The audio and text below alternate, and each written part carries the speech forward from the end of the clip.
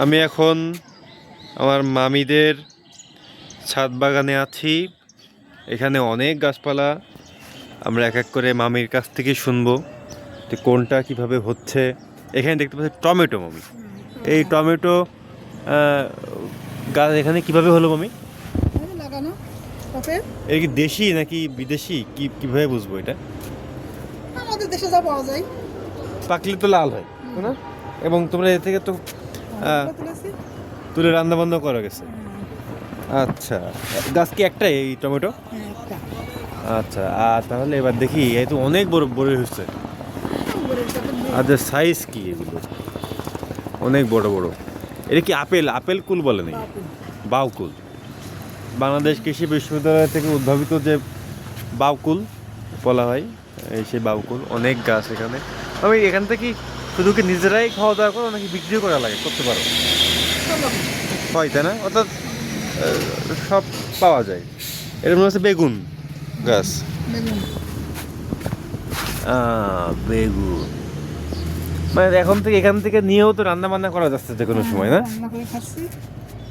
সারা বছর কি মানে পাওয়া যায় রান্না বান্না করতে পারতেছো কোনো কোনো কোনো জিনিস? বেগুনের মধ্যে আরো জাত এখানে আছে। একটু আগে এই গাছ থেকে শশা খেয়েছি, অনেক মজা। এটাও কি শশা গাছ না? এই হলো শশা গাছ। তারপরে আমি এটা কি পেঁয়াজ নাকি রসুন? এটা এটা রসুন গাছ। এটা সাইকাস। আর এটা হলো লেবু নাকি মামি? কাগজের লেবু গাছ। বট গাছ আছে, কিন্তু এটা তো আবার সাইকে করা, কি বলে,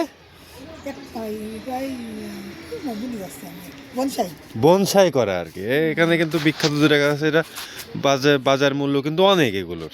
হ্যাঁ, যদিও একটু ঠিকভাবে নিচের দিকে যত্ন নেওয়া হয়নি, কারণ যিনি যত্ন নেবেন তিনি আবার ঢাকাতে আসেন এই মুহূর্তে, তাই হবে না এখন। এটা আমাদের গাছ না, আমরা এখানে আসি একটু। এইটা মনে হয় মানে একই বেগুন না তো মামি, নাকি বিভিন্ন জাতের বেগুন? আর এখানে লাউ, অর্থাৎ এখান থেকে লাউ লাউ তো হয়েছেই। এই যে লাউ, লাউয়ের পাশাপাশি লাউ শাকও তো খেতে পারো, তাই না? লাউ শাক। এখানে এটা তো কুমড়া নাকি? ও শশা। এই যে আর একটা শশা গাছ, অনেক ফুল এখানে ফুটছে। এই যে ক্যাপসিকাম কি সুন্দর হয়ে আছে। এখানে ছোট একটা গাছ, এখানে 5টা বড় বড়। কত বড় সাইজ! হ্যাঁ, নিচে কিন্তু আরো বড়। আমি এখানে দেখাতে পারি, এই যে কত বড় এখানে হচ্ছে। এখানে আছে। মামি এই গাছগুলো কোত্থেকে পাইছো? মানে নার্সারি থেকে আনা নাকি পরে? এইখানে টমেটো হচ্ছে। এখানেও টমেটো আছে। বেগুনের গাছ দেখালাম। এটা কি গাছ? এটা মরিচের গাছ না, এখনো এখানে হয়নি কিছু। এ পাশে দেখি ছাদ বাগানের অন্য পাশে, এই যে একটা, এটা লাল বেগুন।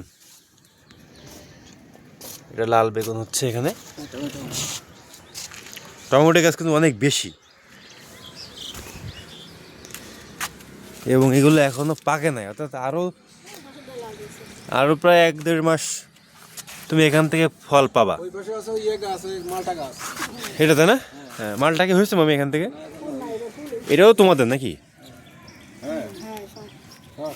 তাহলে এই যে এখান থেকে, অর্থাৎ যে কোনো সময় অনেক ফলন পাওয়া সম্ভব, এবং অনেক এখানে হবে, লাউ হবে।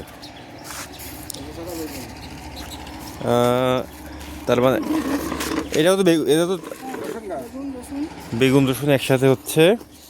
পেঁয়াজ মনে হয় করো নি, তাই না মামি? পেঁয়াজ করো নাই। এখানে আর একটা হচ্ছে বেগুন গাছ এখানে। ড্রাগন, কুমড়া করো নি, তাই না মামি? লাউ লাউ করছে এখানে অনেক লাউ, এখানে প্রত্যেকটা জায়গায় মানে কোনোভাবে ভুল রকম পা দিলেই মনে হবে লাউয়ে পা পড়বে এমন। এখানে লাউ, এখানে লাউ, এদিকে আছে, এখানে অনেক দূর থেকে কিছু ফুটে দেখায় যে আসলে ছাদ বাগানটা কত সমৃদ্ধ। এখানে দেখা যাবে যে এত বেশি সমৃদ্ধ আছে এখানে।